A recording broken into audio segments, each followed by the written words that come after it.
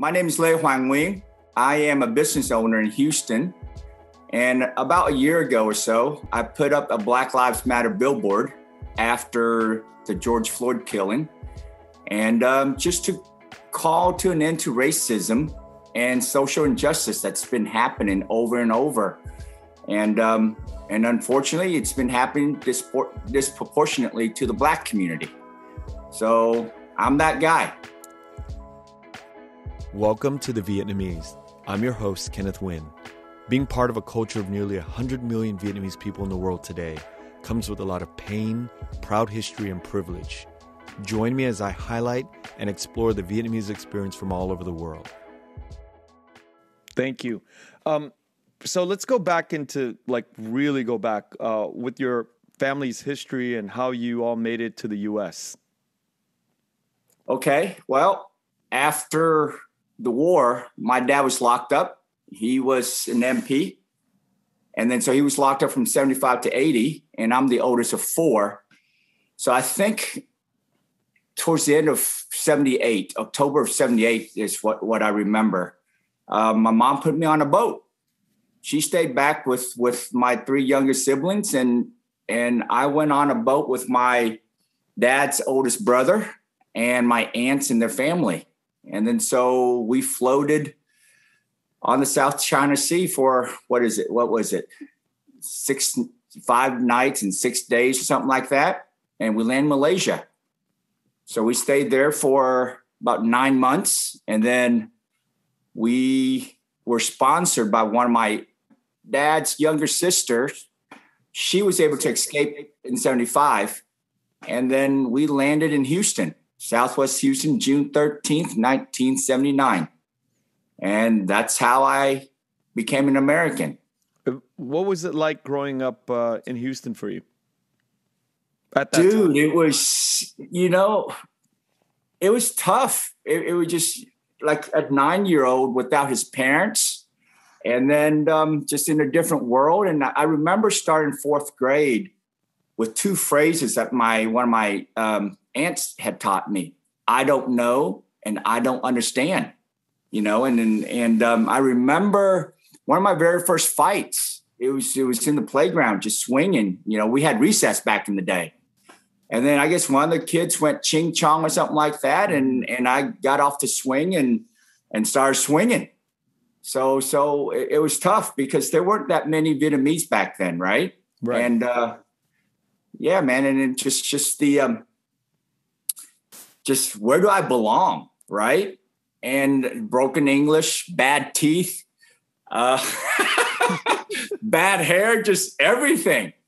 And then kids making fun of you. Dude, I remember, right, standing in the bathroom at home and just pulling my eye without my glasses, right, pulling my eyes up and all that because man, mahi and stuff like that, it was brutal. Yeah. Yeah. And, I feel like the kids that are younger, the generations that are coming up, in their 20s and 30s today, they're experiencing a lot less of that. I'm sure it still goes on, but there's a lot less of it. I think our generation, there was very few of us, especially in Texas or Sacramento or places like this, where the beatdown was a regular occurrence. It was a regular occurrence. And even just like your last name, Nguyen, and my first name, Nguyen, right? I mean, it was like Wing, Nguyen, Nguyen, and all that. But now, 40-something years later, it's becoming like a Smith. It is a Smith. It is a Smith. Right? Yeah. So when you go into bigger cities and all that, I mean, it's not a surprise when non-Vietnamese, particularly the Caucasian and all that, know how to pronounce it. It's Nguyen. But back then, it's a recognized brand now. Yeah, and back then it was just like Nguyen, Nugent, Nugget. And I mean, my goodness, man. So, yeah. So, and that's the beauty of this country, right? I mean, America is just an idea. I mean, America is just a huge melting pot of people from all over the world. And I tell kids now, we look at the name Frederick or Fredericksburg or whatever, right? I mean, it was a foreign name, a European name that came over. So now with the Nguyen's and the Hoangs and the Trans and all the Yang and all that, so we have had 40 years or so to assimilate. So now it's part of the American culture, you and I, and all the other Vietnamese. So it's pretty cool. What kind of work did you get into coming out of high school or college? I went to a very conservative university, Texas A&M University in College Station, right? I mean, it was like, oh man, it was as conservative as you can get. So that was back in the fall of '88. So back then, as Vietnamese kids, we didn't have any. I felt like we didn't have that many options as far as career. So it's either con đi làm bác sĩ, right? And I was very frightful of. I mean, I didn't like the sight of blood. So it's either doctors, and then lawyers, and but so I became an engineer. to sum it up, it was just like, okay, business was not, or liberal arts or anything like that back in the day. It was not. I felt like it wasn't an option. So I became an engineer. So I got my mechanical engineering degree from A&M in '93. Okay. Yeah, and then after that, I went up to Dallas to work for Texas Instruments for about 6 years. So that's how I got my start. So you were a mechanical engineer for TI. That's a calculator I used to use as a kid, I remember. Yep. Right? Yep. So you go and you work for those guys, but how did you get, and I think this is all relevant to our conversation, is the insurance part and being an established businessman in your community, because that gives us sort of this understanding of why what you're about to talk about is important. Well, it's like no one goes to college to sell insurance. Insurance was the furthest thing from my mind, right?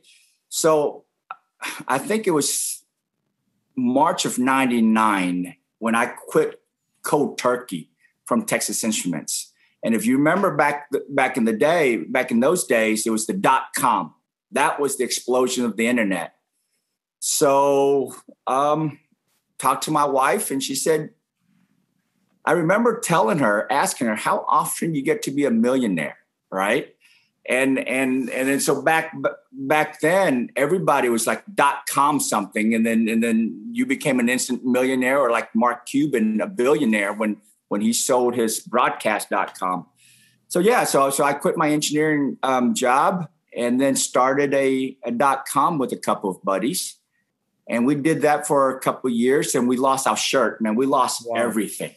Yep. So May of '01, the bubble popped.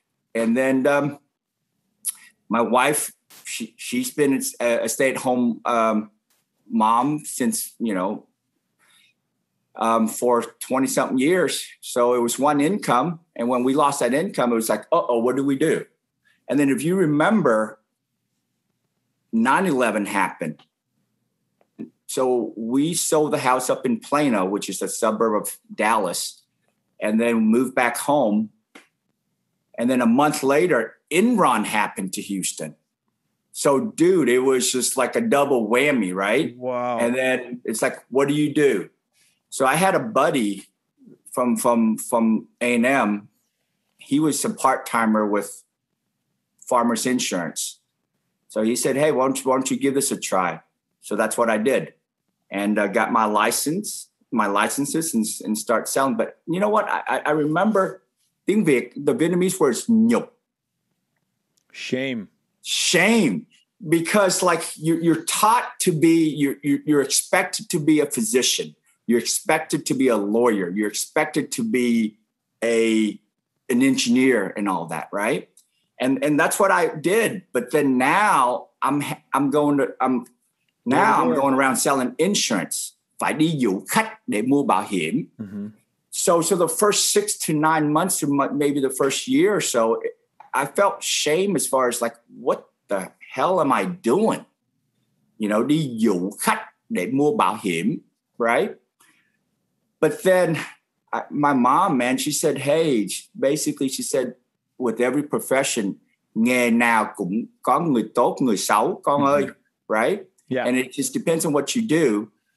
And then, so when I realized that what I do is important as far as protecting clients and customers' financial security and all that, that's when I really got into it. And that's when I really sold out. One thing I regret was cashing out my 401k at TI. Why? And then starting this insurance business. Wait, why do you regret cashing out your 401k? Because you know what? Because that's for retirement, right? Yeah. That's for your retirement. I mean, it's like most people now see that as just a savings that they can tap into. Versus for me, if I could do it again, I would not have tapped into my 401k and just left it there and then try to figure something else to do. But that's what I did. So I cashed out everything and then started my own insurance agency back in basically, what was it? February of 2002 was when I started. But you don't regret starting the insurance or getting into insurance, do you? No, I do not regret that at all. Matter of fact, now it's like, if you had a magic wand and asked me, what is it that I would want to do? There's nothing else that I would want to do, straight up. Because here's what I've realized. Here's what I've embraced. Like doctors, right? Doctors take care of our health. Okay. Dentists they take care of our teeth, right? Me as an insurance professional, we take care of people's financial security. Okay. And it's like from the CEO of a corporation down to an hourly worker, that whole spectrum, everybody needs us. Okay. So everyone works really hard to build up their financial status and security and all that. And all it takes is just one unfortunate event, and then you would be devastated. And I look at us as immigrants, and where we left our home country of Vietnam, and we've been over here 46 years or so, built up a different life, a whole new life. And hey, without proper insurance and one unfortunate event, you lose everything. So when I realized that, that's when I became a professional versus selling cheap insurance, right? It's like, hey, I am a risk manager, and then I protect people's financial security. So now I freaking love it.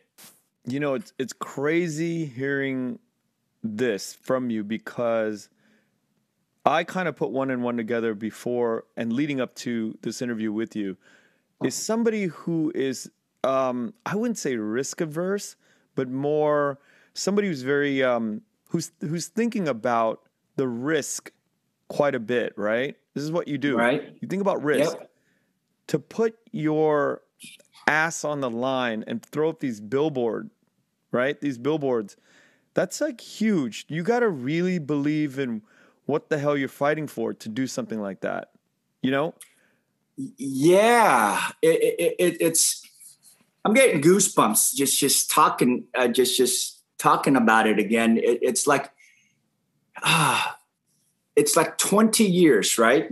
18, 19 years of blood, sweat, and tears, and then finally just risking everything. Yeah, and because for me it was like. In Houston here, there's a group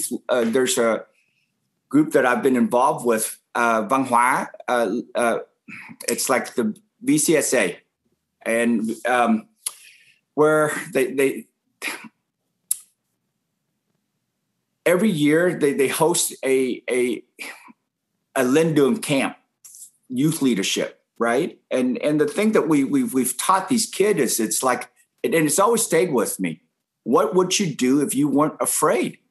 And then, like If not me, then who? If not now, then when? Things like that. And these were the things that we taught these kids to help them become young leaders.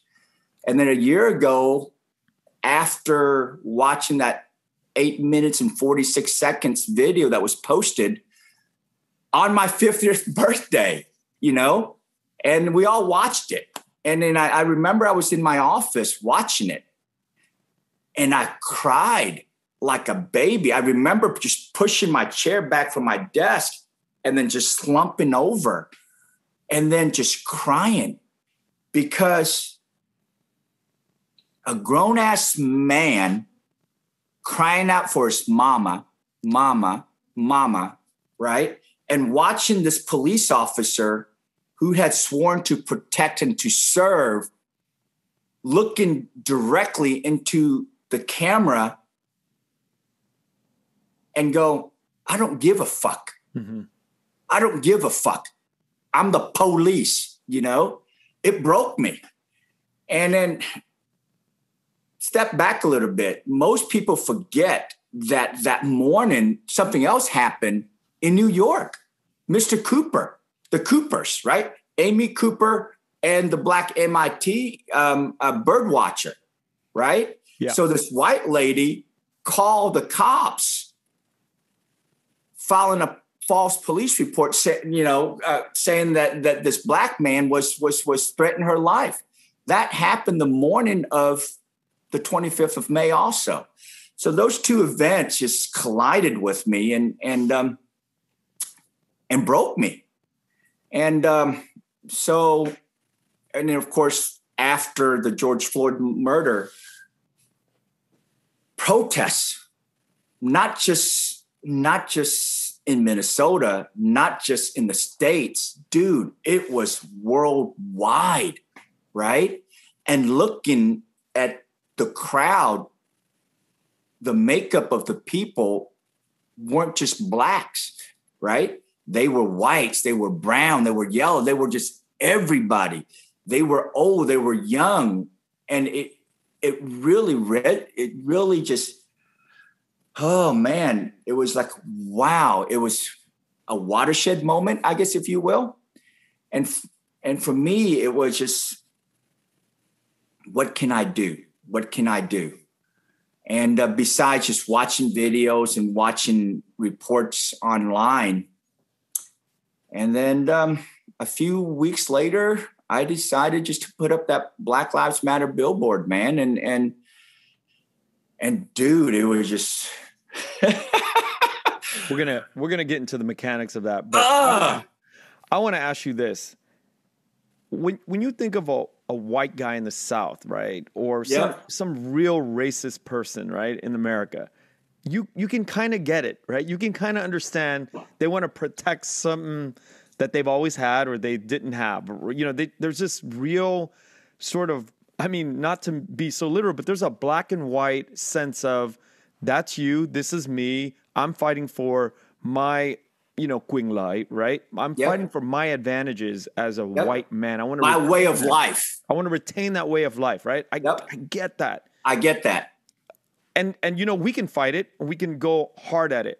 But when you start drifting into the Vietnamese space, right, where we are people of color, and our community doesn't understand this George Floyd stuff, and you and I, we lean, I'll say it for the record, you and I probably lean very differently politically, but we're having this wonderful conversation that I'm literally bonded to you because of this, Billboard, because this is something that I admire, and that's why we're having this conversation. But how do we communicate with the rest of our families, the rest of our communities, about what happened and how that there is a real situation of injustice here, and many people don't understand. Many people in our community don't understand it, and I bring this up all the time. We're like in an echo chamber, me and you. We think the same way in terms of George Floyd, but how do we go beyond this conversation here between you and I and all the people that agree? Like, my friends agree with me. My friends probably agree with you about this situation. How do we go beyond this and explain it to our elders that this is a real situation, a real injustice that took place? How do we do that? I think for me now, just having a year to really live through this and to really think about it, it's just to continue to have these hard, difficult, and uncomfortable conversations, right? And myself included. Growing up in the South, going to a very conservative university as Texas A&M University, I saw myself as a white person, bro, you know, and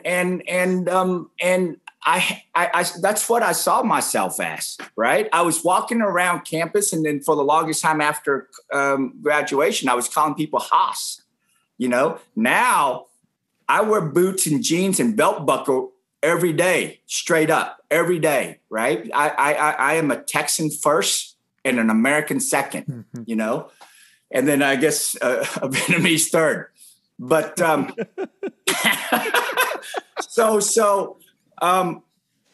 it just continue to having these hard conversations. Let me tell you, selling insurance, 95% of our clientele base is Vietnamese. Okay, because my office is in Southwest Houston. So that is the second largest Vietnamese population outside of Orange County, I think, right? So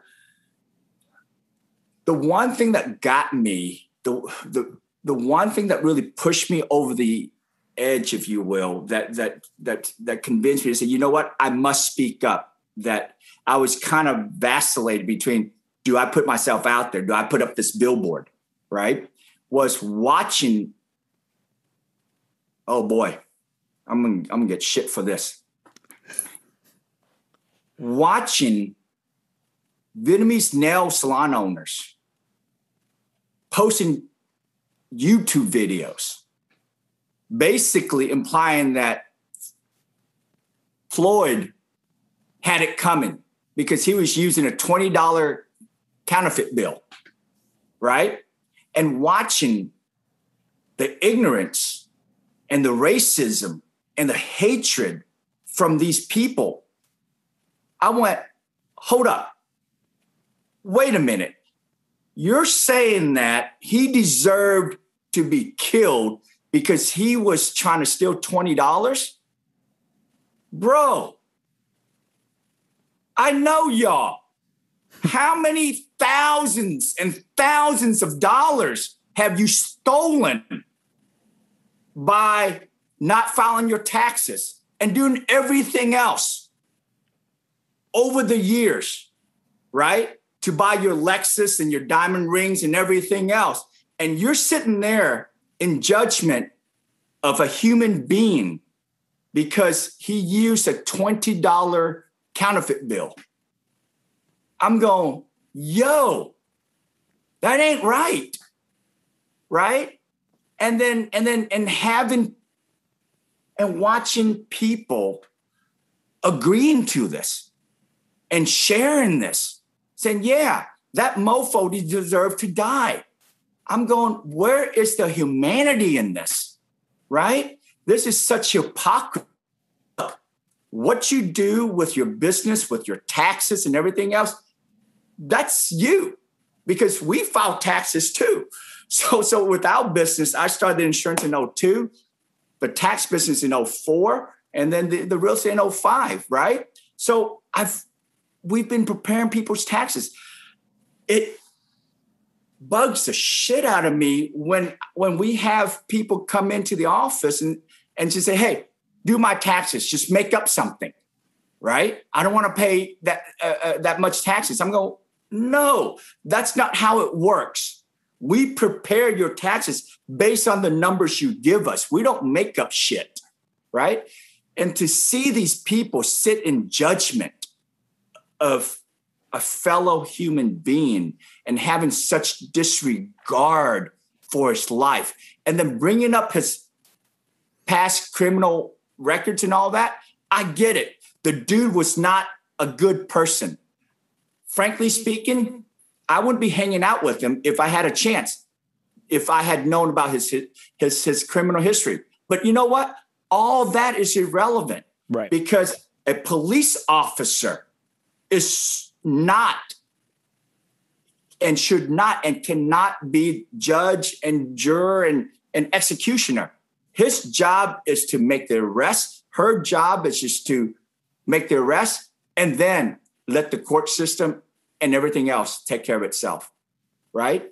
But that's what pushed me over the edge, watching these racist, ignorant videos of other Vietnamese, right? Immigrants.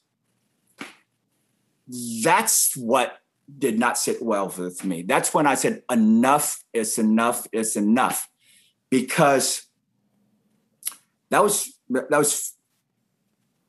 50. I turned 50. So I guess, you know what? 30-something years of silence, of I am better than thou, right? I used to think that, dude, I did everything myself. I hopped on a boat when I was 8, came here when I was 9. This ridiculous notion of I pulled myself up by my own bootstrap. Yeah. Right?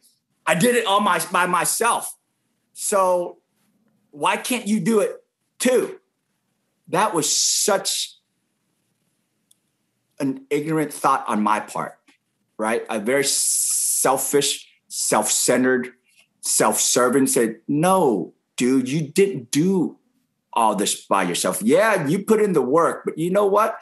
There were a lot of people, and mainly from the Black community, who laid the groundwork, who made it possible for you to become an American, who made it possible for you to get an education and everything else. Yeah.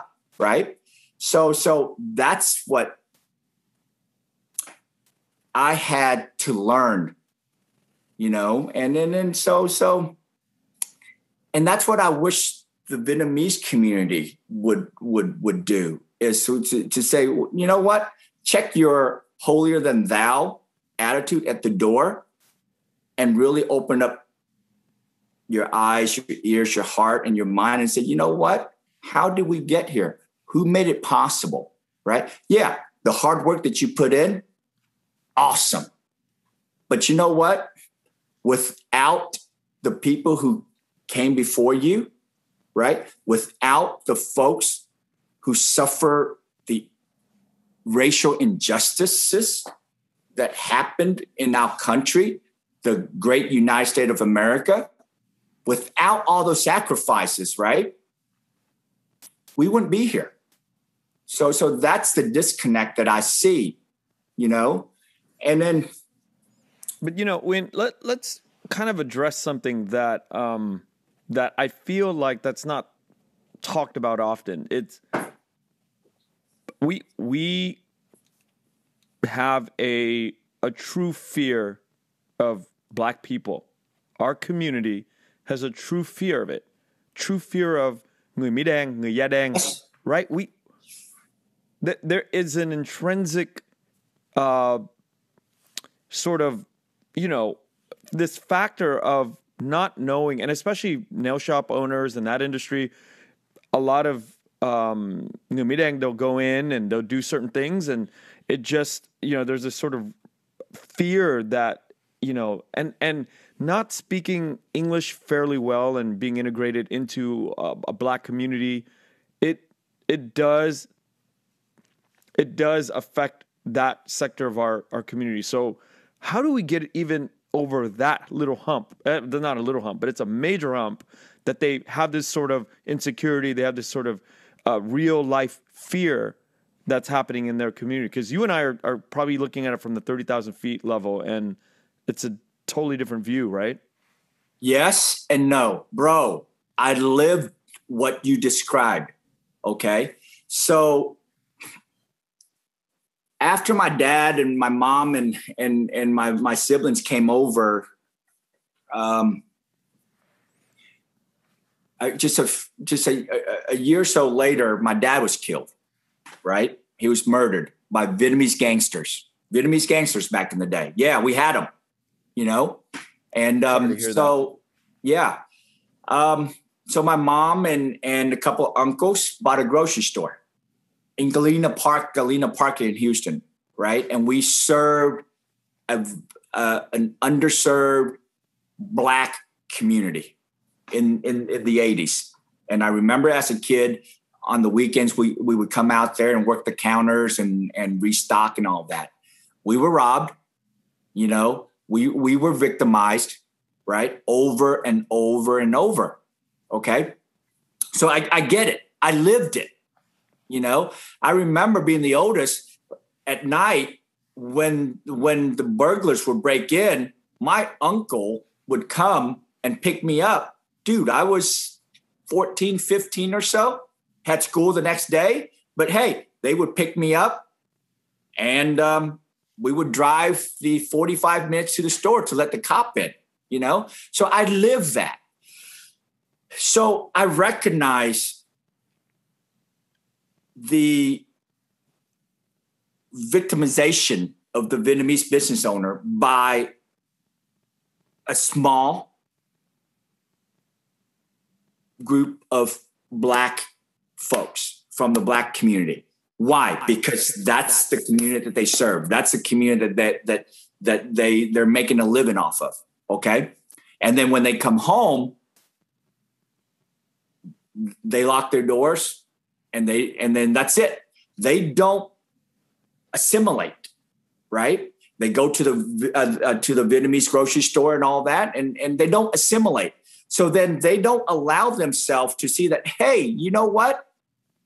There are other people out there. There are other Black people out there that are just like you and me, that are just trying to raise a family, right? And trying to stay alive, just like you and me. They don't see that because why? Because they haven't exposed themselves to that because of their family situation, their business situation, where they just go to work. They go into a Black community because of a lack of language and everything else. And that's where they make a living. And then they come home, they close the doors, and that's it. Right. So there is a lack of awareness. So I get that. And then so all they see is me. And here's the other thing. I talked to my mom about this. Let's bring this up. I said, Mom, when we were growing up, I remember the nannies. The way that they would get us to go to sleep or eat or behave and all that was ăn đi, Mỹ đen bắt bây giờ. Yeah. Right? Đi ngủ đi, Mỹ đen bắt bây giờ. Just imagine a kid who had never met a Mỹ đen before, just being drilled in their head over and over. Mỹ đen bad, Mỹ trắng good, right? What do you think would happen to that kid? So it has to start there also, that we must stop this đi ngủ đi, Mỹ đen bắt bây giờ, right? So I guess back in the day, we associated dark skin as mọi, right? Yeah, mọi đồ vậy. So yeah, man, I recognize and I acknowledge that there is a segment of Vietnamese business owners who have been victimized over and over by some in the Black community because they went into the Black community, and most of those communities are not safe, are higher crime, if you will. And I'm going to apologize for just kind of like stereotyping. I'm just saying just particular pockets, right? Not the overall. And then our family was one of those families that made a living off of an underserved Black community. Okay. But here's the difference. Here's where I was able to get out, if you will. My mom constantly reminded us that, hey, don't let a handful of bad Black people who victimized us, right, affect how you see the community. She redirected our attention to look at all the wonderful people in this community that gave us the opportunity to earn a living, that gave us the opportunity to serve them, right? That allow your mom to put you 4 kids through college, okay? So she taught us that, and I am forever grateful for that. She redirected us from a small but violent, yes, group of people to a larger group of people just trying to go about their day-to-day, just the underserved, right? They were the ones who gave us the opportunity to serve them.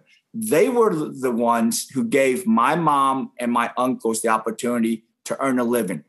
And thus, my mom was able to raise the 4 of us. So that's what we 4 kids focused on versus the small but very violent group. So it goes back to family and education and awareness, man.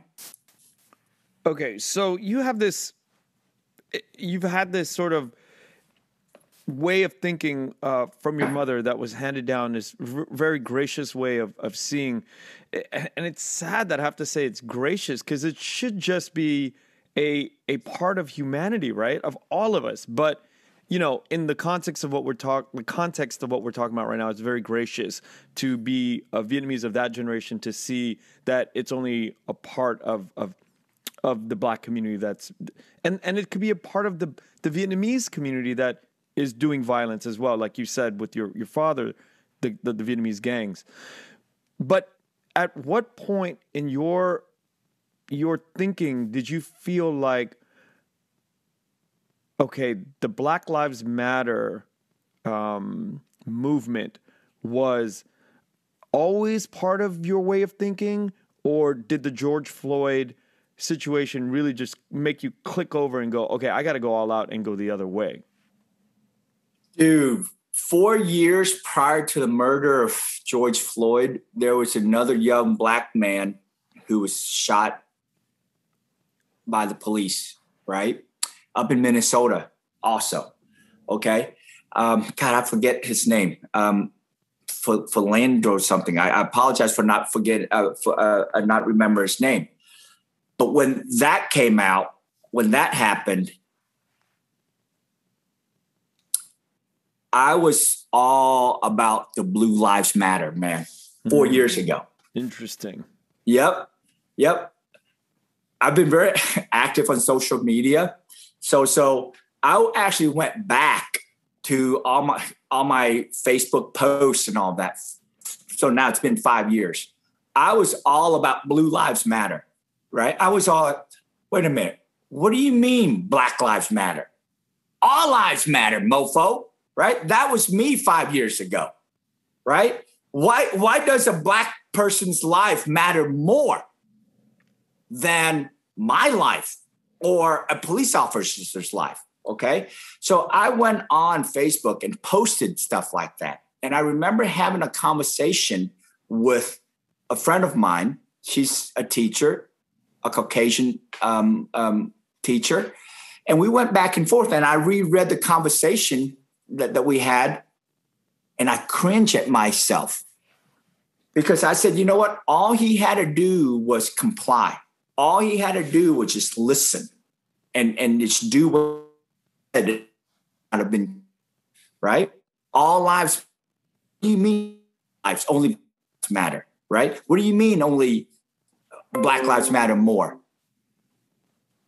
But dude, the Billboard just says Black Lives Matter. It doesn't say only Black Lives Matter. It doesn't say Black Lives Matter more. I was the one who put the all, right? Or the more, or the only, or the more in there. Okay? So what happened was it kept on happening. It kept on happening where you turn on the news and you see Black people doing ordinary things that you and I take for granted, right? selling water on the road, outside your house, things like that, where just getting police called on, things that you and I would take for granted. And then I guess just the George Floyd, and then of course that morning, Mr. Cooper, that was the straw that broke the camel's back for me. And that was when I started to listen. I started to basically watch, to listen, and to open up my heart to say, why is this continue to happen?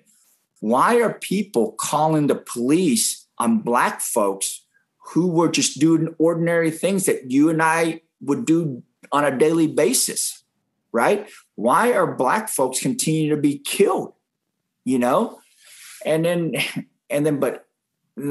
watching that 8 minutes and 46 seconds, man, that was it. So, yeah. But 4 years prior to the George Floyd killing, I was all about the all lives matter. I was all about the blue lives matter, right? Because I was the one who put the only in there. I was the only one who put the more in there, right? Until I realized, wait a minute. Folks are saying, wait a minute. Black lives matter. If there's an extra word, it should be two. Hey, Black lives matter too. It doesn't say Black lives matter more, For the record, I was in the Marine Corps. And okay. I didn't know that. I did 4 years from 93 to 97.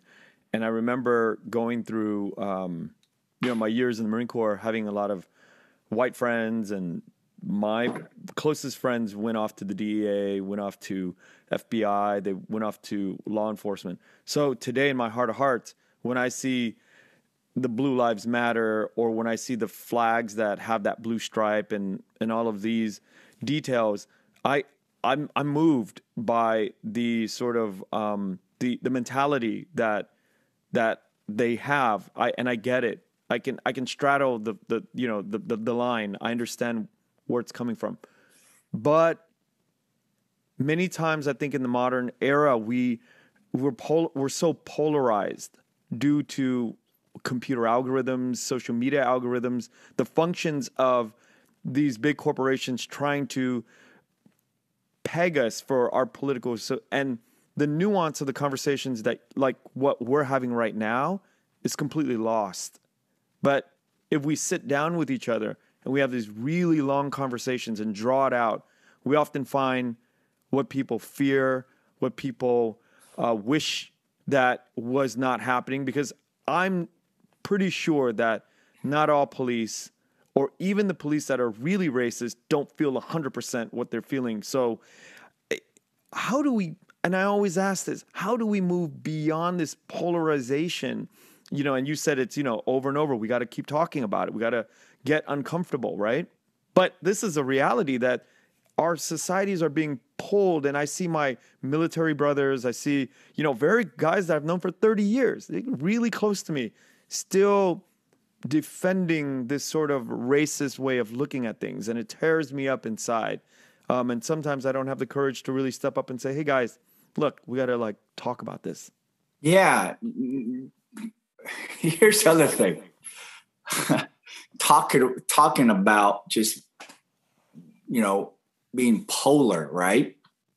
Just being on the extreme polar opposite of one another.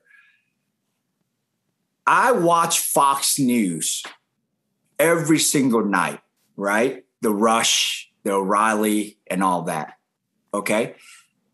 What I found myself was I started going down that rabbit hole, if you will. Okay. Then I'm going, wait a minute. This is not good. Okay. Because I consumed it every night.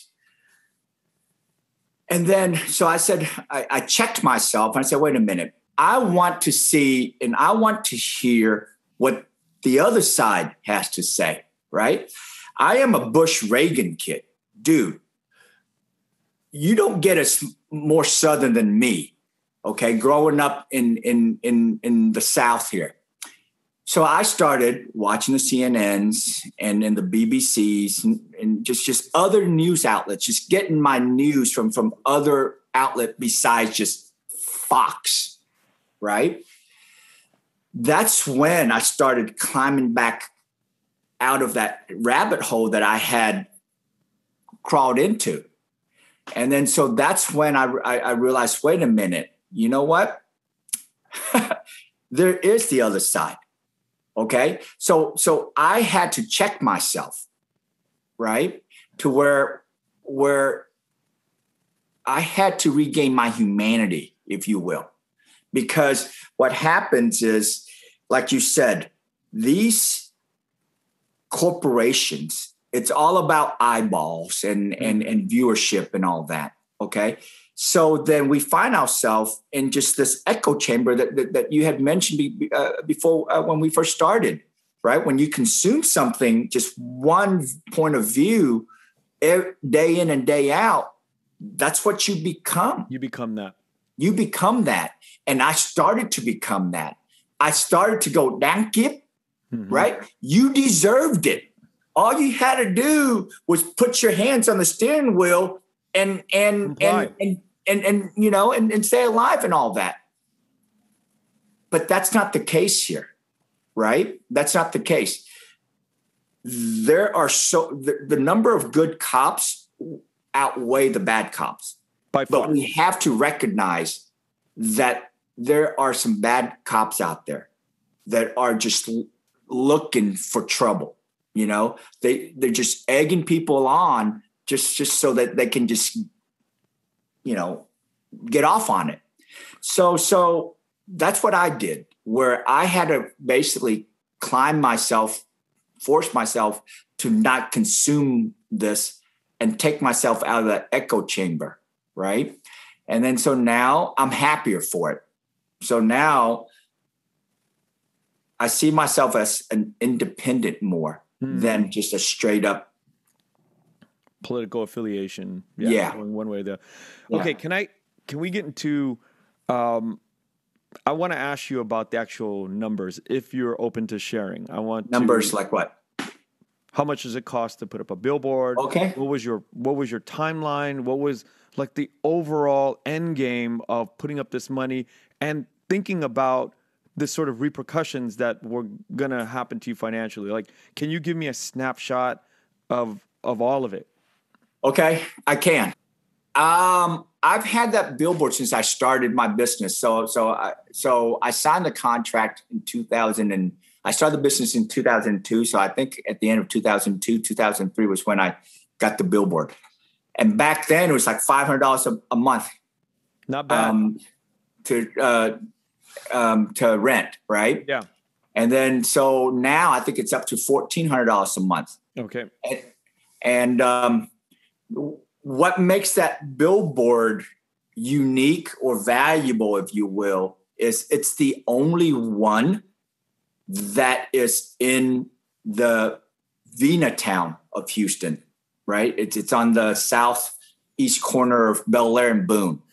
So that's the entrance into the Vietnamese businesses on Bellaire. So, and over the years, so many people have tried to basically yank that contract from me. But what they don't understand is I have the first right of refusal. And then I always renew it like 5-6 months prior to the contract ends. So the billboard, when I decided to do it, right, the first thing was, I remember the first thing I wanted to do was just put stop racism. That was it. But then talking to some close friend of mine just to get in their input and all that, I realized, okay, people will look at stop racism and they'll go, I'm not a racist, and they'll just go about their business. Yeah. Right? Because no one, including myself, like to admit that we're racist. Even though we are. You know, all of us, if we were to be completely honest with of ourselves, we are, right? It's just a matter of degree. So stop racism didn't do it. So then one thing led to another. What was prevalent then? It was the Black matter. Right? So let's add up. But then because it's right, because I was born in Vietnam. And I'm Vietnamese like you, right? My billboard is right in the heart of the Vietnamese business community. So that was my audience. So then, okay, Black Lives Matter, stop racism. But then, wait a minute, there are a lot of people, we live in a bilingual, right? When you go to weddings and wedding invitations and all that, everything is done in both English and Vietnamese. Right. So, okay, let's translate that. I didn't even know how to translate stop racism. So I had help from some friends that says, ngưng kỳ thị chúng ta, right? Okay, let's put that up. And then the color scheme. Dude, I was raked over the coal by saying, how dare you use the cờ vàng ba sọc đỏ for your billboard, right? How dare you do that? I'm going, whoa, since when did a small select group of Vietnamese own the color yellow and red? Mm-hmm. I didn't know that, right? And then so the graphics designer said, hey, well, number one, the Black Lives Matter, it's the black and the yellow, okay? So then my graphic designer said, well, what looks good on yellow? Black and red. So stop racism and ngưng kỳ thị chúng ta were in red. Okay, we put that up. So yeah, man. And when I put it up, I had no idea. I had no plan as far as how long I would put it up. It was just, I felt compelled to put it up. Here's the funny thing. Here's the sad part. Before I decided to put it up, I was so afraid. I was so afraid to put it up because I didn't want to draw attention to the Vietnamese business community because of where my billboard is located, right? I didn't want that to be the rallying cry of the Black Lives Matter protests, okay? Because I didn't want people from outside the community say, hey, there's a Black Lives Matter banner, billboard. Let's meet there and let's start our protest there. Because I didn't want to bring hell and fire to my own Vietnamese business community because that's where my business is. But all my fear went away when I watched 60,000 Houstonians show up at City Hall, right? For a vigil, a protest for George Floyd. And then it was very peaceful. It was completely peaceful. Only a handful of idiots that night that decided to stay that got arrested out of 60,000 who showed up. So I said, okay. Wait, can we go with the timeline? When did you put the billboard up in relation to George Floyd? And then when was the protest? George Floyd was killed May 25th. Okay. Okay. George Floyd was killed May 25th, my 50th birthday, big 5-0. I put the billboard up June 29th. Okay. Okay. And then the protest, the vigil and all that for George Floyd at Houston City Hall was like a week or so prior to that. Okay. So I was still vacillating. Should I put it up? I was still vacillating. Should I just put up stop racism or what should I do? Okay. But when I saw that the peaceful protests of 60,000 Houstonians showing up at City Hall, right? Nothing was damaged, okay? I said, okay, I have nothing to fear. So that board went up, I think it was on a Friday or Saturday. And I ran out there, took a few selfies, and I went to bed feeling proud of myself that I was finally speaking up, okay? That I was no longer complicit in my silence. And then my phone blew up the next morning. My phone, everything just blew up. And that's when my world was just turned upside down. And here's the other thing. That was when I found out that within the Vietnamese community, There is a small but very vocal, very vicious group of Trumpers that I didn't know existed within the Vietnamese community. Yeah. And you got to understand, I've been in Houston since the summer of 79, right? And I've been doing business with the community for 18, 19 years. Houston is home, right? Houston is diverse. But my blind spot was the Viet Trumpers. And boy, they tore into me. Here's how it started. Here's how it started. An older Vietnamese lady, whom I thought was my friend, because we participated in all these Linh Duong camps, these youth leadership camp, right? Over the years. So she posted a photo. She took a photo of the Billboard that night and she posted on Facebook. You got to understand, she's my friend. We're friends on Facebook and we've known each other for years and we've done community work and all that for years. So instead of messaging me, instead of calling me and texting me, he said, hey, Nguyen, that's your Billboard. What's up, right? Because everybody in the community knows that's my Billboard. So she posted the photo insinuating that I had taken money from the Black Lives Matter group in exchange for them to put up that Black Lives Matter billboard. Mm-hmm. That's what she insinuated. And that's what lit the fire. Oh, wow. Right? Yep. Where she basically said, hey, Le Hoàng Nguyên took money from BLM. Okay? And what I later found out was the Viet Trumpers saw the BLM as an affront to the former president. Okay? Because I guess he was fighting with the BLMs and calling them terrorists, and even though they're not, right? So whatever the former president said, they consumed it. So they saw BLM as an affront to him. Right. Okay. And they demanded that I take it down because it was an affront to the former president. Wait a minute. That blew me away.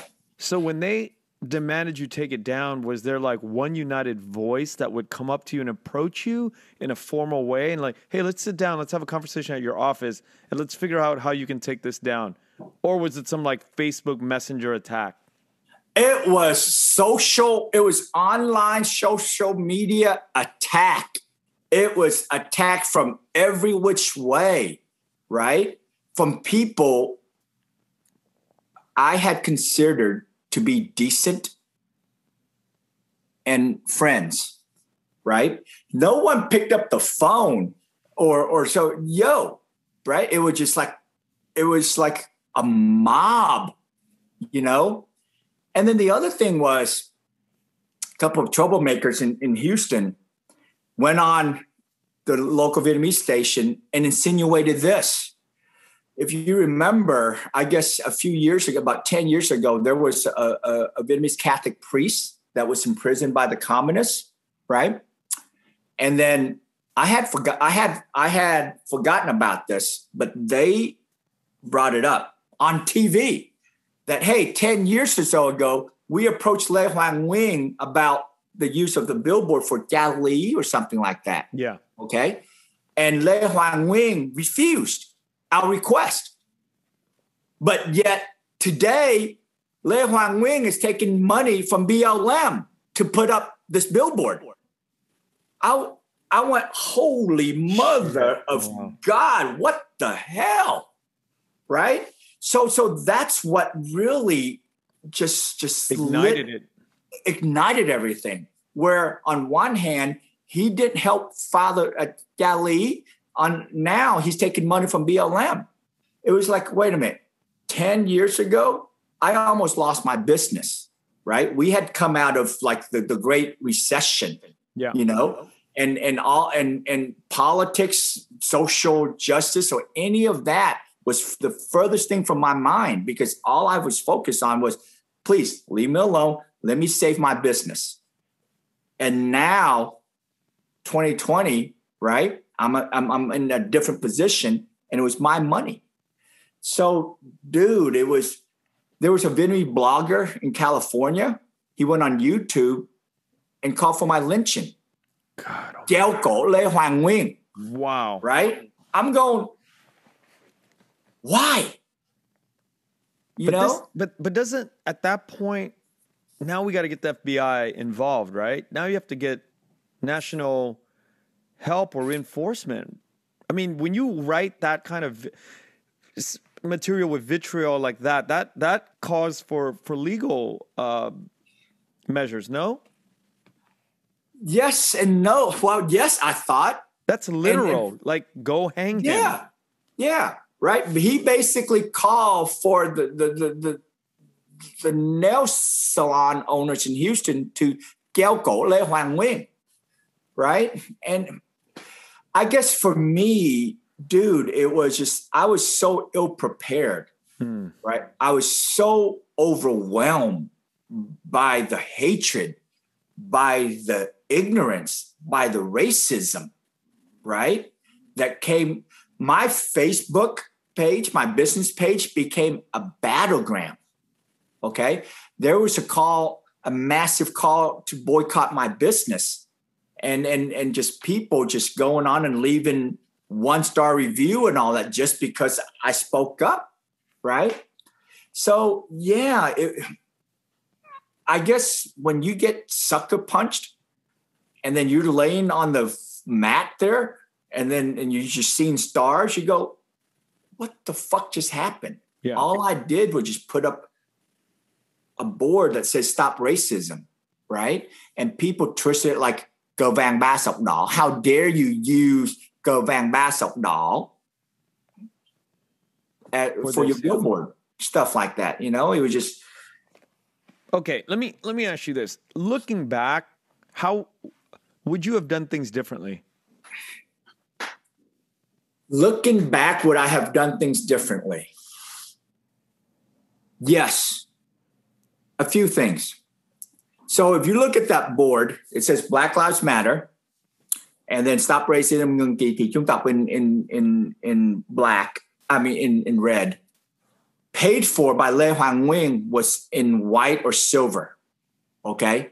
It was not legible just from the naked eye if you just kind of glanced at it. Right. Right? The reason I did that was I didn't want to make the billboard about me. Okay? So I purposely made the paid for by Lê Hoàng Nguyên lighter. Right? When you put white or silver on yellow, it doesn't pop. Okay? I was accused of hiding my name. I was accused of basically trying to hide that I was the one behind it.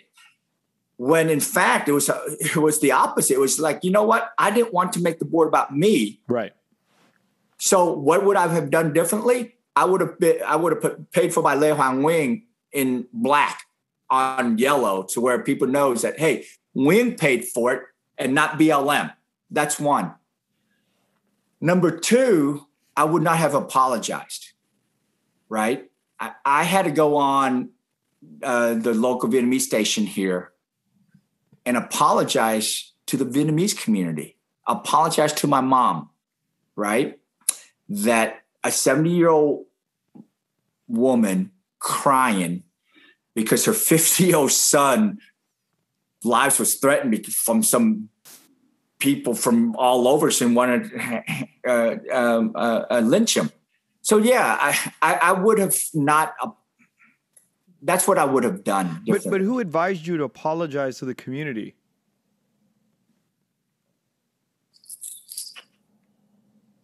It was just me, I guess. I guess I apologized because of the uproar, right? Like I said, one of the things that I was afraid of before I decided to put the board was I didn't want the board to be a rallying point for the protesters and bring hell and fire the Vietnamese business community.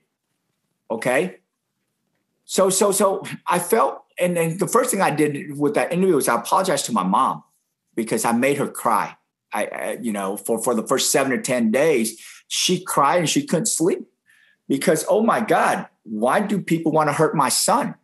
Right. And then, so that was it, where I just felt like that was not my intention to bring such calamity to the community. And that was why I refused all of the interviews from the mainstream media, because I have a lot of friends, news reporters, TV reporters for all the networks here with my work with the Astros and all that. So I've gotten to know a lot of them, and a lot of them wanted to interview me, right? To tell my side. And I declined them all because, again, that was not my intention, right? When the Vietnamese community protested and demanded that I take the board down, and they threatened to protest in front of my business, I went, really? Play this out in your head, guys. So you're going to show up, you're going to protest, right? So the local news stations will show up and go, sir, ma'am, why are you protesting? I'm protesting that board. Okay. What does the board say? Black Lives Matter, stop racism. Why are you protesting that? Think about that, guys, right? Think about that. Who's going to be the idiot? Who's going to be the bad guy when mainstream media comes in and go, wait a minute, the Vietnamese community is protesting one of their own who's speaking up against racism. Right. Right? So that was my constraint. The other regret, you know what? If I could do it over, I would have blown the lid off of it. Where I would go, you know what? Hey, man, you ruined my life. You tried to. Dude, they took a picture of my son, Cooper, right? My 20-something-year-old son. We were in the pool together, and I had my arm wrapped around him in the pool. And they posted that. And basically, they were insinuating that he's a faggot, right? He's gay. That's when I was mad. That photo, bro, that was in Round Rock. I had purchased, I had paid for a couple of hours with the pool. It was a local baseball, AAA baseball ballpark. And I had invited the first responders, the nurses, the doctors, and all that, all my baseball fans to come up to take batting practice for free and swim in the swimming pool for free for the work that they did with COVID. But when they took that photo of my son and I in the swimming pool and blasted it everywhere, saying, look how gay this dude is, that was when I saw red. That's how vicious these guys were. But yeah, man, you're getting me to relive some of this. I'm sorry. No, apologize. But it just, the nastiness. I guess the only thing I keep coming back to is just the ignorance in people, At some point, did you have to get security for your home, or you have to get security guards to guard your home or anything? Did it get to that point? No. I never felt my life was threatened, although my mom and my aunts and all that, they begged me to dial it down, right? Because, dude, on the morning of my TV interview with the local Vietnamese station, the same person who insinuated that I had taken money from the Black Lives Matter and then didn't help out Cali went online and said that Nguyen's car was victimized by Mỹ Đen, that they had stolen his tires and all that, right? And on that morning, I was driving an interview and my mom called me. Con ở đâu vậy? I said, con ở đâu vậy? Con về nhà đi. Con về nhà đi. I'm going, what do you mean? Right? Con về nhà đi. She didn't want to tell me because she had thought that my car was vandalized, that my tires were stolen and all that. And for me, dude, man, I never felt fearful, even though people message me, DM me, and threaten me, watch out and all that. I never felt fearful. So no, I didn't have to get extra security, but I did keep my head on a swivel though, you know? So just. I'm gonna be honest with you. I sitting here listening to this, I'm thinking to myself, I would have got security. I'm shitting in my pants just hearing what you're talking about. And for you not to be worried or not to have been worried, it's mind blowing to me. I mean, I know the vitriol in the Vietnamese community at that level. It's piercing. And for you not to even be worried about it, I mean, can you walk me through that? Like how you felt not worried and safe about this whole thing? Like what in the logical like sense, you know, they're calling for a lynching. It's a nationwide sort of like rallying cry and you don't feel threatened at all. Everything that they said, it wasn't just nationwide, bro. It was worldwide. It was people from Australia and stuff, right? Just coming on and slamming me, right? The thing that kept me sane was the pure purpose of my putting up the board. It was just, hey, the humanity in the board, stop racism, enough is enough, right? So all the things that all the lies that they were spreading, right? Call me a communist, call me a socialist and everything else, right? I knew why I did it. And the reason I did it was just, hey, stop the racism. That was it. So my purpose was pure. And so when all these people came at me in all different directions and then just going online and just posting and writing stories and blogging and vlogging or whatever it is, it was just like, whatever, man. I know what I did. And that was it. So, and I guess that's the text. It sounds corny, bro. It's a Texan in me too. It just like, nah, you can't hurt me, right? You can't hurt me, right? I'll kick your ass if you come at me. It was just that mentality. Wow. It's just that quiet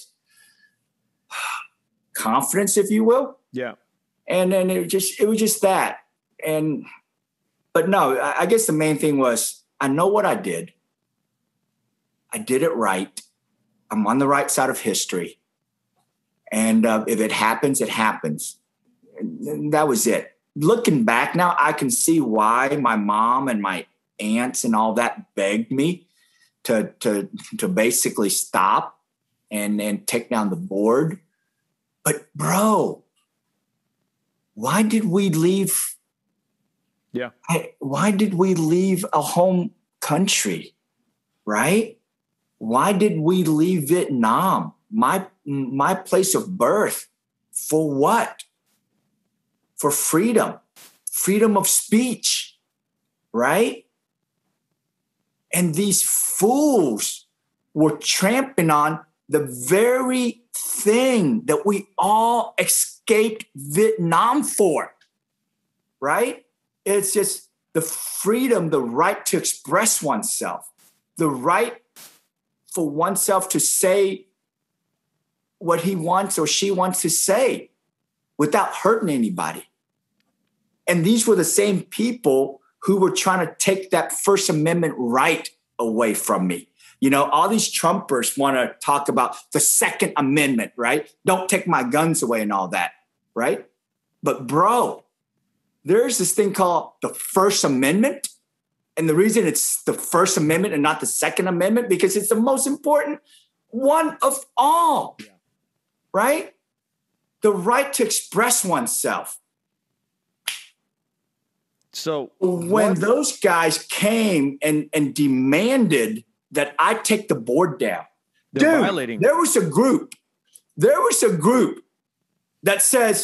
called my mom that says, you tell your son to take that board down, or we're going to climb up there and take the board down ourselves. My mom called me and told me that. I'm going, really? I want to see them climb up and take that board down themselves, right? But that's the hypocrisy, man. That's the insanity within with these people that we must shine a light on. That we must say, wait a minute, why did we leave Vietnam?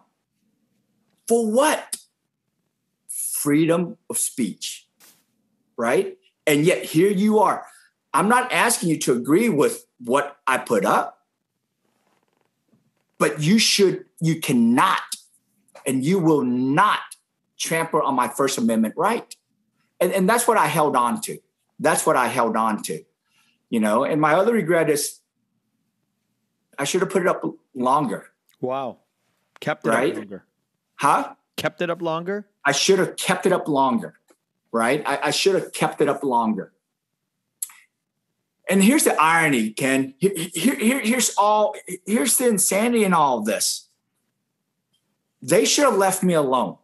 They should have allowed me to exercise my First Amendment right, ignored it, and then you and I wouldn't be having this conversation, right? Allowed me to express myself for however long, because I really didn't have a time frame.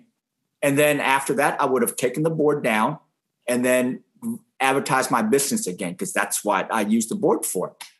But instead, they gave me a platform. They built a megaphone for me, right? With their attack on my First Amendment right, calling me a commie when really their action was everything that the communist government would do. We don't like what you have to say. We're going to shut you down, right? And then so they turned me into an accidental activist is what they did. Now, what kind of positive things came out? What kind of support? I want to hear how has it changed your life and your business for the better, if it has? After the first 7 to 10 days, the cavalry came. The cavalry came from all over, right? People who share the same value, who respect humanity, right, came and circled the wagon for me on my behalf, right? And then, so my Facebook page became a battleground of the good and the bad, where so the first 7 or 10 days, all these racists came and just started attacking me online. And then after that, all the good folks came and started to defend me, to defend my action. And they took on these racist folks, right? I remember getting a message from this one young man from Denmark, where basically he said, I stand with you. Hey, can I make a donation to help you? I hear that your business has been affected, right? So it was that. The other thing was my mom. My mom, a 70-year-old woman whose only view was just the Vietnamese community, right? I was able to basically explain this to her. I said, Mom, all right, the folks who have been threatening your son, think about this. Then this is what I used. And then I keep on,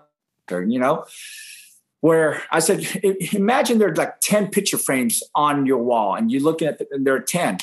But for you, for the last 30 something years since you came to Houston, right? And you only dealt with, besides doing business with the Black community, when you ran your business, your grocery store and all that, it's just the Vietnamese community. The folks who are most vocal, who want to hurt your son and all that, you are standing right up against that wall and you're just seeing that one picture frame, right? And that's all you're seeing right now. And that's all you're hearing right now. And I get it. That's what's keeping you up at night. That's what's making you cry, okay?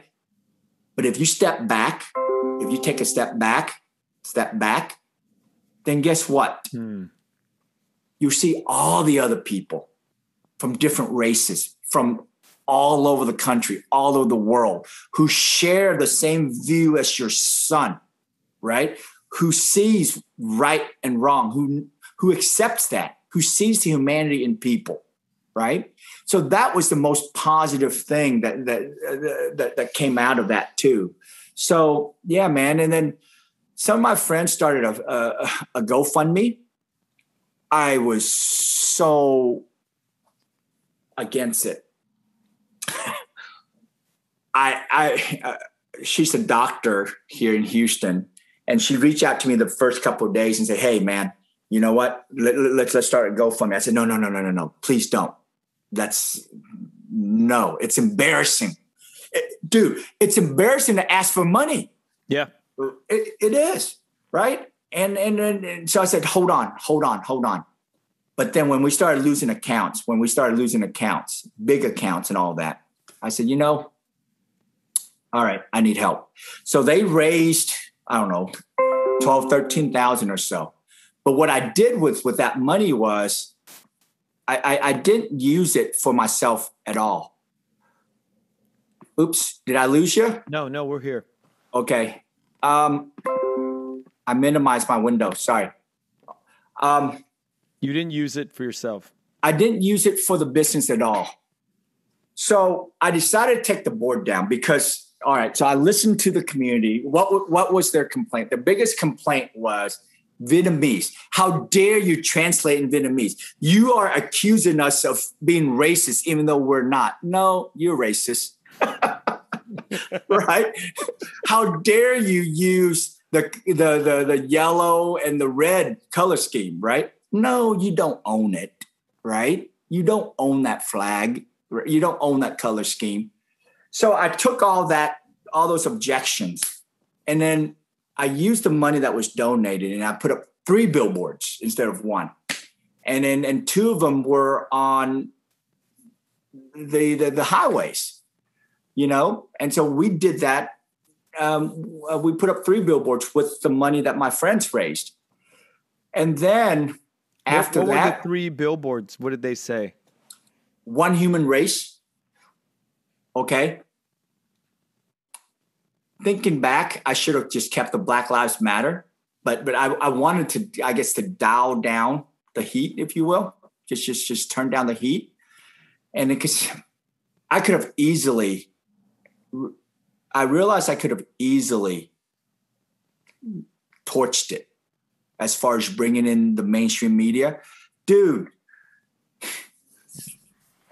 the local Vietnamese community leader here, right, actually wanted to have a rally underneath my billboard that Saturday. They actually built a stage and all that. They wanted to invite me to show up to explain myself. Okay. And it was under the premise of, okay, we'll allow the people, the Vietnamese community, express their yay or nay, their support or their non-support for this billboard, right? It was like a lynching platform is what it was. Yeah. Okay. But what happened was they posted it all over social media, and a local BLM leader here got wind of it. And he said, okay, we're going to show up. They reached out to me. And for me at that point, everybody came at me at all different directions. So I basically said, no, I'm not going to show up. And if you guys want to show, a state rep, a Texas state rep even offered to speak on my behalf, and he did. So when the Vietnamese organizer heard that, hey, BLM was going to show up at that event, guess what they did? They backed out? They broke down the platform. They tucked their tail between their legs and they ran, right? I mean, they built the platform that Friday for the Saturday rally. That Friday afternoon, when they heard BLM was going to show up and the state rep and all that were going to show up, they quickly broke down the platform. And then Saturday, the state rep and my supporters showed up. Where were the other guys? Nowhere to be found, right? So it was that craziness that happened, man, and just it's been a year. Yeah, it's an interesting story. I mean, had you agreed to show up, there would be nobody there to oppose you, almost. Yeah, it's just, again, I guess for me it was just like this interview, Ken. When you approached me, I said no, right? Because the board wasn't about me. The board about just humanity. So all the weeks that came after the board, I just declined everything, right? Looking back, maybe I should have just shined a light on it. But hey, here we are. Now, a year into this, what's your life like now? Has business recovered? What has it all turned out for you like? Yeah, business has recovered. You know, what I realized was the folks who called for my boycott, the boycott of my business, weren't our customers anyway. They were not our clients anyway. They were not our base, right? And we did lose a few, and but it was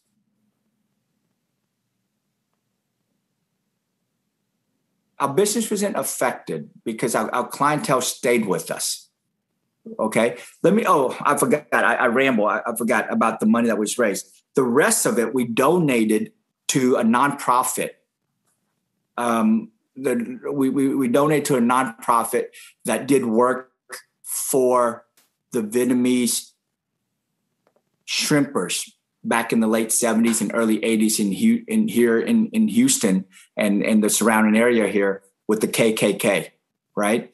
So I want to make that clear. The money that was raised by my friends, we used most of it for the 3 billboards, and the rest of it we donated to a nonprofit. So I didn't keep any of that because our business was not adversely affected. So yeah, it's. But now, man, I'm more vocal now. And then just the billboard after the one race billboard, I went all in. You know, I thank you so much for, I mean, we're not ending yet, but I just want to let you know right now, midway or whatever through this interview, I want to thank you so much for coming on and talking about overcoming the year and, you know, what that's done, how it's affected you positively, you know, going through all of that horrible shit, and how you're more vocal now. Because, you know, personally, I exist in this sort of, and I'm just going to be honest, I exist in a lot of fear. when I'm doing these interviews, and politically, I don't know where I'm going because, you know, I have my certain set of views about politics, and I sometimes am afraid of what the community might think, or even what, you know, my family might think, and how it might affect the well-being of people who are close to me, like my mom and such. And hearing you enlightens me, it encourages me, and I'm sure the young folk out there that are in my shoes hopefully are getting encouragement and motivation by listening to what you're saying is do the right thing. Just go with your heart and do the right thing and fight for what is right. And through the year, you can get stronger and more empowered to speak up. Yes. Yes. What would you do if you weren't afraid, right? If not me, then who? If not now, then when?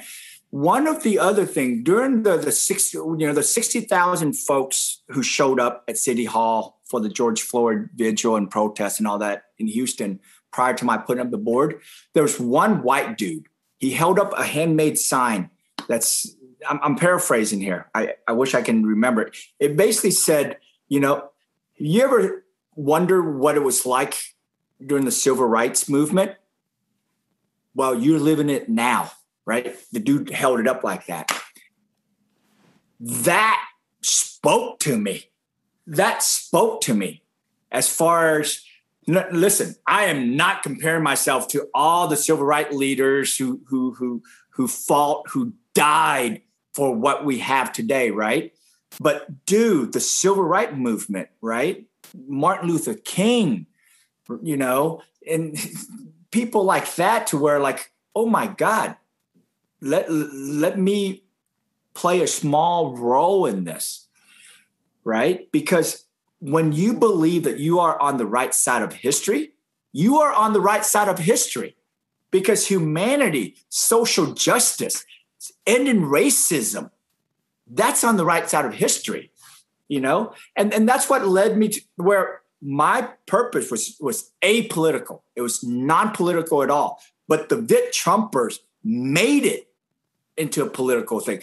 Look at that SOB. You know, he's a communist. He's a socialist, right? He is an affront to our president. He's trying to take our president down and stuff like that. I go, no, but okay. So then I continue with my billboard through the election, man. I looked at it. I had never, you want to touch political? I had never, ever voted for a Democratic presidential candidate ever. The 16 didn't vote for Hillary. No way was I going to vote for Trump, because I know Trump. I grew up here. He is a failure, right? People like to tout him as a businessman. Dude, how many bankruptcies must you go through? 6, 7, stuff like that. So I went to that voting booth in 2016. In Harris County, we have this dial where you have to pick each letter. Anybody but these idiots. That was my write-in vote for the 2016 presidential election, right?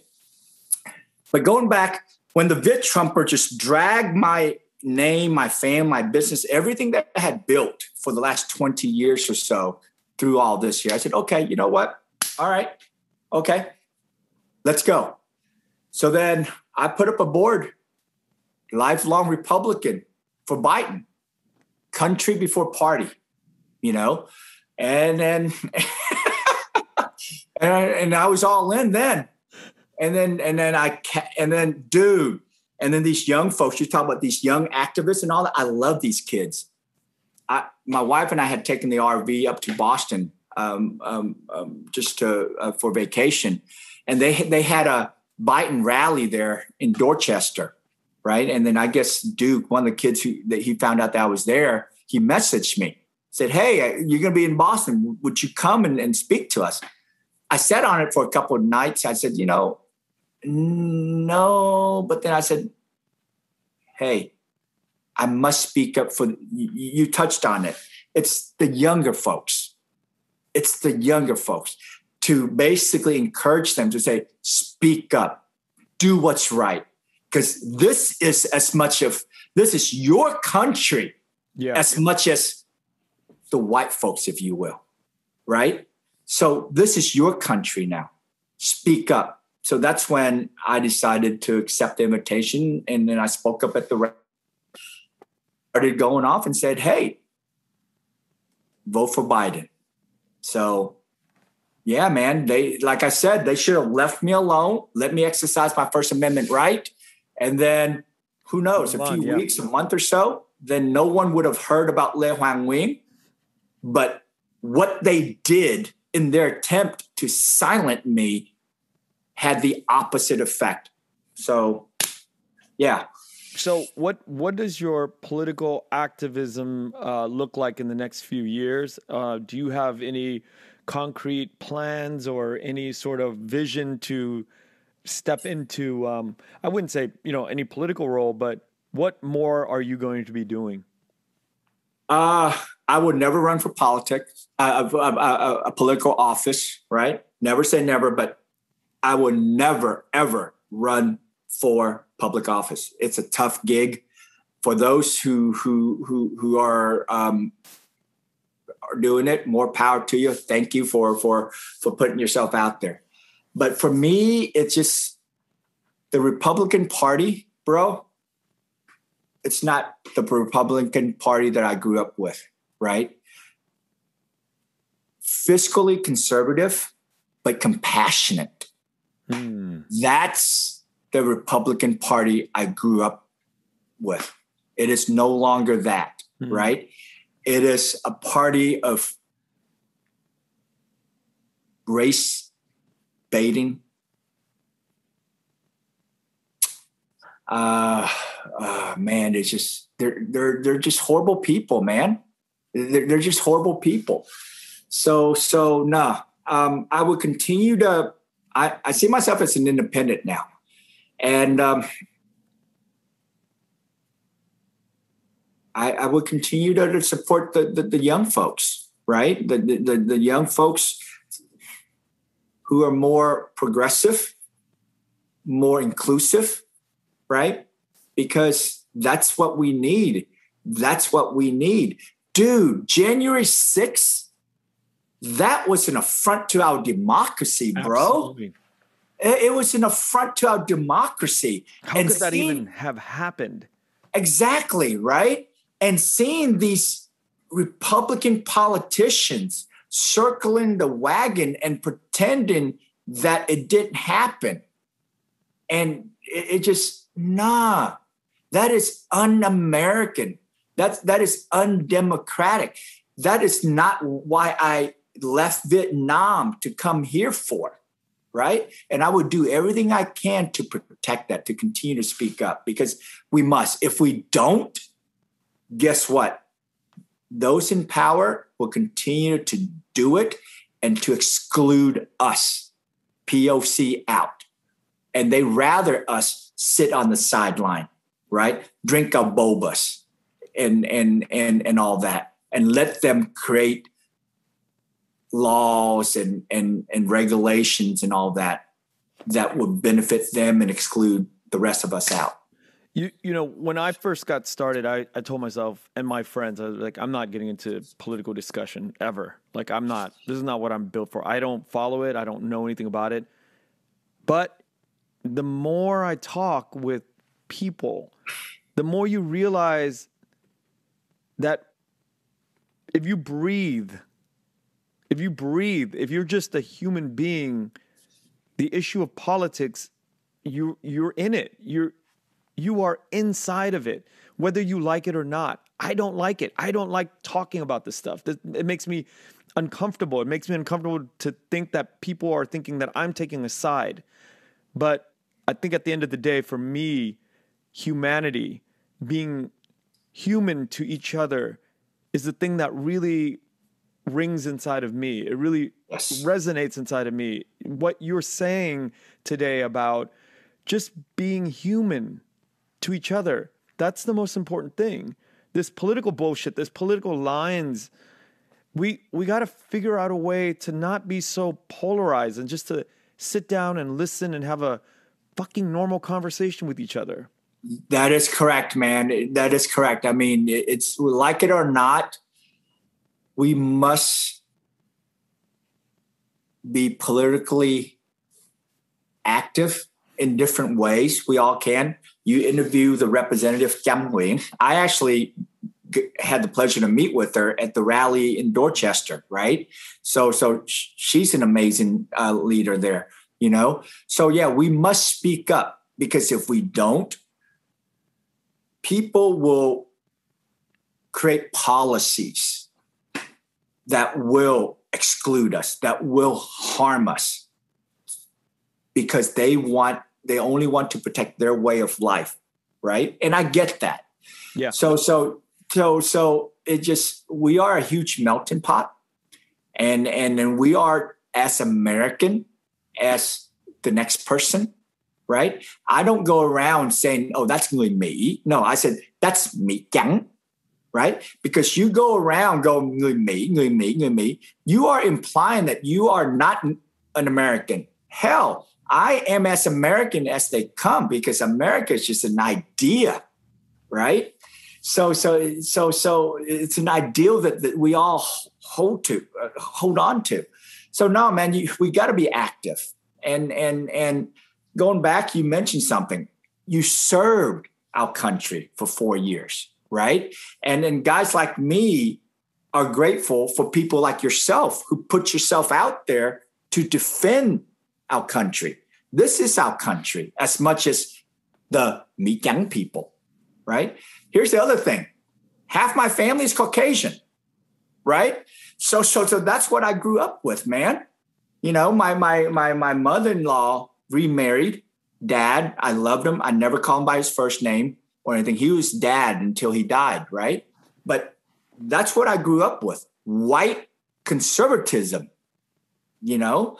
And so now, I guess the term is overused now. Woke, awaken, you know, but it's the best way to describe it is if we want to create a better future, I want to create a better future for our 3 children and my grandkids eventually and all that. And how do we do that? Having conversations like this here, right? Helping people who want to get into politics, supporting financially and with your votes, people who share the same values as you do. Because if you don't, those who don't share the same values will create policies that will adversely affect us. And that's what I realized this past year is I can no longer just go in there and blindly check the R. No, because the R that I grew up with doesn't exist anymore. And I think the same can even be said for the D, you know?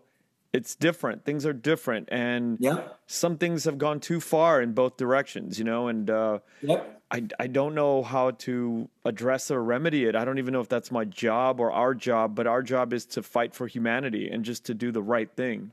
And that's hard. That is it right there. Yeah. But you know what? Doing the right thing and fighting for humanity, it's hard, but it's easy because it's the right thing to do. That's it. That's what I realized, right? It's just the right thing to do. And all the friends that I've lost and some of the clients that we lost who are just like 100% Trump supporters, right? The former president and all that. No, it's not a political thing, right? It's the right and wrong. There's no blur. The line is not blurred. No, it is very defined. I don't care what your political affiliation is, right? But when you look at this one person and you can still blindly follow this person of everything that he said and done, then you're no friend of mine. That's just how I see it. Yeah. Right. And for me to lose that friendship, it's okay because you're wrong, brother. You're wrong. How has your wife and your children reacted to all of this participation? What's their reaction? at first, my wife's Korean, right? And my wife's Korean, and our kids, this is my fault. Our kids don't speak Vietnamese, right? And so they're Texans, man. They're Texans through and through. So they don't know the Vietnamese community. They're not involved in it. I mean, when it all happened and they saw the online threats and all that, that's when they went, oh, crap, what's going on? They were fearful at first, but when we were able to talk and discuss it as a family, they understand, right? And that's the thing, Ken. Setting an example for our 3 children, right? For them to see right and wrong, for them to go, whoa, that ain't right. Okay. And seeing their dad speak up, I would do it all over again because of that. Right. I would do it all over again. I would do it differently a little bit, but I would do it all over again because of that. Yep. Yeah. That's got to give them some juice down the road to engage into doing the right thing. Yeah, and then voting, right? I mean, this past election here, all 3 kids voted. All 3 kids got their friends and all that to vote. And that's the most encouraging thing that came out of this for me, okay? Seeing the ugly side of the Vietnamese community, the small but very vocal, very vicious part of the community. But the other side, the brightest of the bright, is these younger kids realizing, knowing what's right and wrong, and speaking up and using not only their voice, but their vote. That's the most beautiful thing. And that's the most encouraging thing that I see. So, yeah, didn't mean to get into a political talk with you there. You in life, being sort of like in our generation, or I think, just reading about different historical figures in human history, you realize sometimes you can't plan for billboards, right? You can't plan for this guy did this billboard and then it created this future change in his life or in the society that he lived in, right? Do you think that there's another sort of big action for you like the billboard? I mean, clearly you couldn't plan for the reactions of the billboard, nor were you thinking of it, right? But do you think that there's like this other thing that will surface in your life that will be like the billboard? Or do you see 5 years, 10 years down the road where you're like, okay, I'm going to do this next thing so I can change society even more? Oh, the answer is the answer is no, in that I don't know what's out there, right? I don't. What I do know is this. What I do know is I will continue now to speak up, like I shared with you earlier.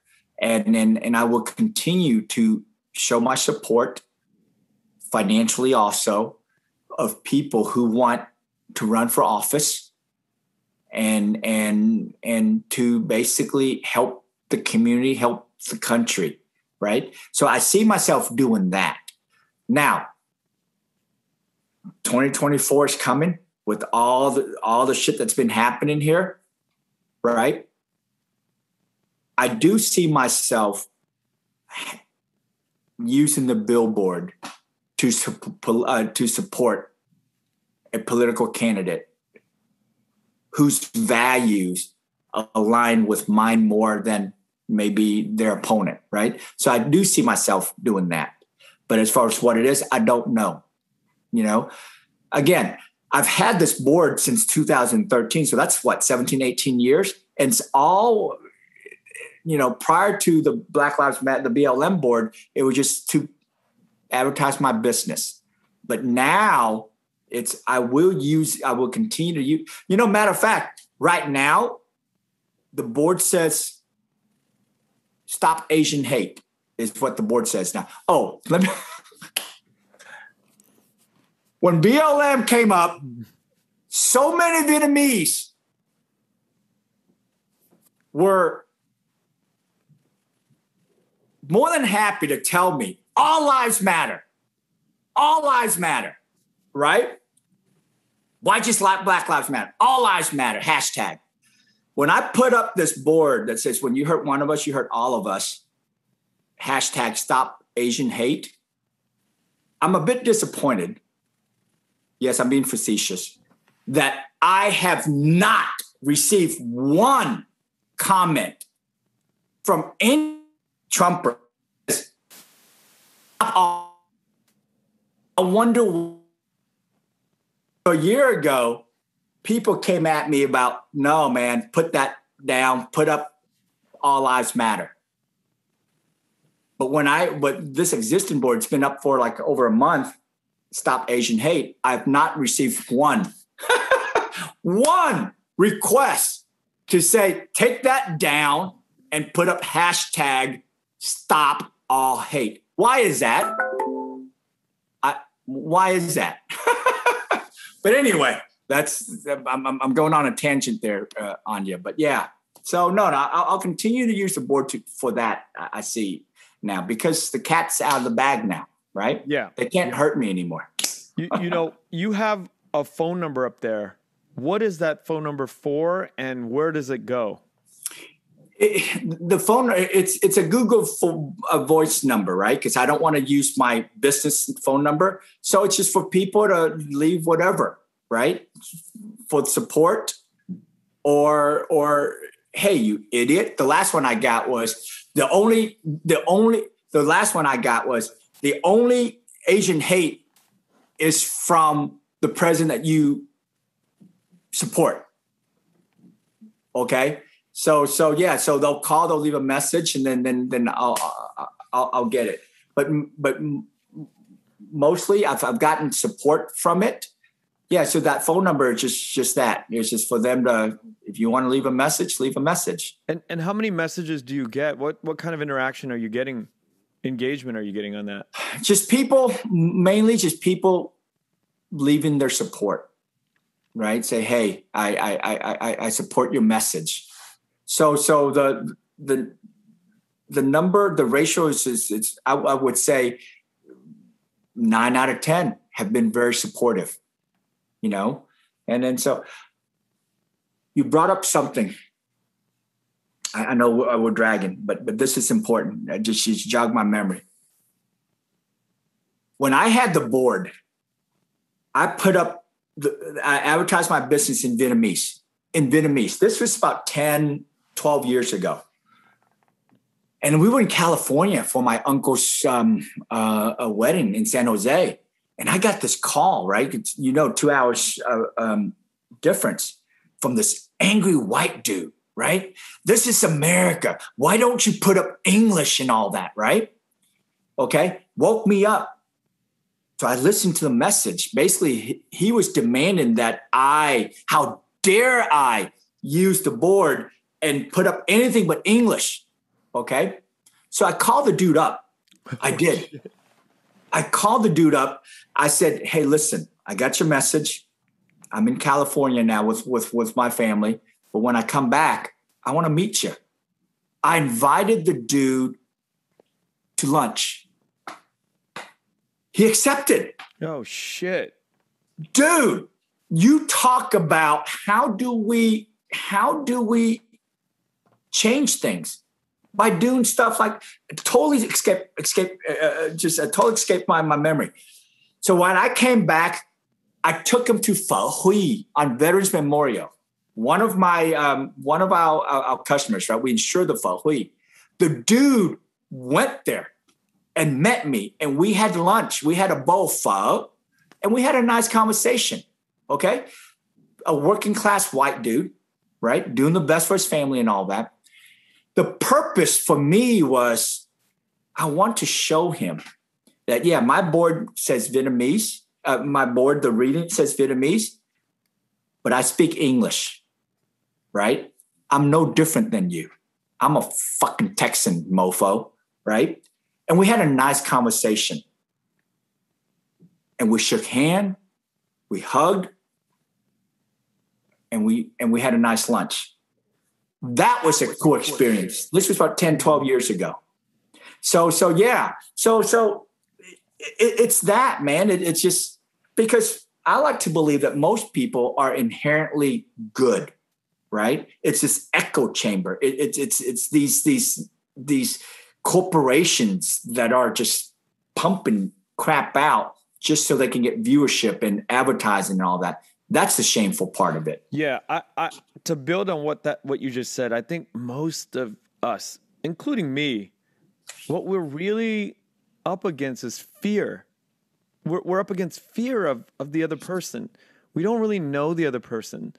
And then we create these stories that we place on their lives, and we sort of use that as a defense mechanism because we just don't know. But I grew up in the Black community. When I was a kid, there was Black families on my left and my right of the house, and we'd be allowed to go over to have dinner with these families. And it was just having dinner with my Asian family. People were great. They were loud. They were fun. We ate different food, but at the end of the day, we got to know each other, and we really got to spend time with each other. And I think not having that time spent with the other is really what we're living, that kind of that empty space in between us is what creates all this fear. Yes. We just need to close the gap, but that's hard though. We're all living our lives, and it's, closing that gap requires intentionality to really close. Yes. Even just between you and I mean, political party ideology, it's just different. And for us to sit here and talk about these things, it's like, it now closes the gap between you and I. It's part of it. Yep. No. That's the thing. I mean, I realize that a lot of the folks in the Vietnamese community, they stay within the Vietnamese community. They consume the Vietnamese media, right? The YouTubes and then the local stations and all that. And that's all they consume. They don't go out. They don't have friends who look different than them, right? So when they see stuff online, it's Black person did this, a Black person did that. And then so they have this prejudice about it. Yeah. And which is a shame. And that's part of the problem. Even within our Vietnamese community, there's, Bắc Trung Nam, right? So even the northern and the southern, my mom is from the north and my dad's from the south. The cultures are so different. It's like almost two different nationalities almost. It's just, and many times they don't really have a chance to really, their value system is very different too. I can really say, because I'm split in the middle, very different cultures that, it's hard to mix. No, you're right. I remember as a kid, Bắc Kỳ ăn trái cà na. You remember that, right? I do. Yeah. So here, I'm a Southern boy, right? And I was taught that to not hate but not like Bắc Kỳ within the Vietnamese community. Yep. As a kid. So guess what I did growing up? When I meet a Bắc Kỳ person, I already have that prejudice. Distrust, yeah. Yeah, because it's stuff like that. So the only way is, again, just like having conversations that you and I are having, and then having an open mind about it, and going over to your neighbor who's Black and have dinner with them and all that. So that's what it takes. Yeah. And man, stop consuming the stuff that we get out there online, because it's that echo chamber that just get louder and louder and louder. And like I said, for me, I had to pull myself from consuming Fox and reading the other news sources to broaden my horizon, if you will. So, yeah. I think that the future is in podcasting. And I'm not just saying that because I'm doing it. I'm saying it because I'm a true believer in these sort of nuanced conversations that we can have. The more these podcasts exist, the more viewpoints are out there that we can understand each other. I totally agree with you. Before you reached out to me, I didn't know you existed, of course, right? And all that. But watching some of your videos, your interviews, I got to learn about the coffee lady, about Mama Mai and stuff. I'm going, holy cow, this is some cool shit, right? It's really cool. And so I share. Let me touch on this. When I saw Nguyen coffee, I did see it. I discounted right away. Yeah. I discount because I am a Café du Monde kid. Okay? Dude, for me, there's no other coffee than Café du Monde, right? The yellow can. Okay? So when I saw Nguyen coffee, I chalked it up to coffee overseas. Right? I saw the ad online and all that. Boom, yeah, whatever. But when I went to your channel and I watched your interview with Sarah, I was impressed with the with the person, with her, right? Oh shit, she's from Boston, right? Yeah. She's from Boston and stuff like that, and her story. So continue to do what you do, because if I hadn't watched your interview with Sarah, with the HRA, right? I said, that's a cool spelling too, right? Right. Yeah. So I had to double check. I said, is that right? Is that on purpose? Or is that a typo? But no. So I got to learn who she is a little bit. And guess what? I'll be supporting Nguyen's coffee now, right? I'll give that a try because, dude, like I said, man, Café du Monde is where it's at, bro. That's some funny shit. And it's funny because it's, I don't even know if it's a real French brand or if it's an American brand that just kind of appropriated whatever, right? Vietnamese. Yeah, well, it's in New Orleans, right? So French. So when you go to New Orleans, you got to stop by Café du Monde there, and then you got to have their beignet and their expensive coffee. But no, man, I mean, growing up, every Vietnamese household had that yellow can. Yeah. Yep. They all had it. Yeah. So hopefully now, Sarah, more Vietnamese family will have the Nguyen coffee now. Absolutely. Or the Nguyen coffee. Yeah. Absolutely. So is there anything you'd like to add more to our conversation today? Oh, no. It's just, I want to thank you, right? When you reached out to me, when you called me the other day, I didn't know who you were. And again, I had basically shied away from all these interviews and all that. And, but I want to thank you for that. Like I texted you, man, I didn't find my story interesting, straight up, right? Just a Texas boy, just doing what I thought was right. But I do realize now that what I've done has given other people,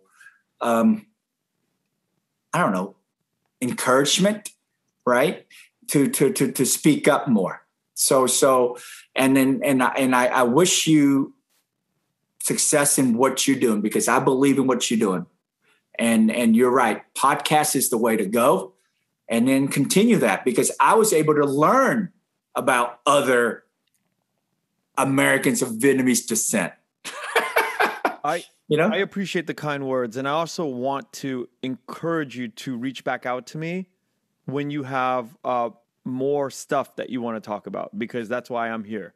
Right? Okay. It's really to explore the subjects and the complexities of, our journeys together as the Vietnamese. And I'm here for that. And, things that come up in your life that, in the next few years, I want to hear it. I want to be here to explore it in depth. Okay, cool. And the other thing is, when I find myself out west, and if we can, we'll have a cup of Nguyen coffee. How about that? We'll have a cup of Nguyen coffee, but I'll cook for you. I'll cook Vietnamese food for you. I can cook, so I would love to have you We're on and have some food and break bread. All right. Together. Yep, we're on. Thank you so much, and enjoy the rest of your day. And I really appreciate your time. Thank you for listening to The Vietnamese with Kenneth Nguyen. The Vietnamese is produced by Brittany Tran and Javier Proenza. Special thanks to Jane Nguyen, Catherine Nguyen, Tina Pham, Sydney Jamie, and Christo Trin. Please find us on Instagram, Facebook, and TikTok at The Vietnamese Podcast. You can also find us on YouTube, where you can subscribe, like, and comment. Please rate and give us a review wherever you find our podcasts. Thanks again for listening.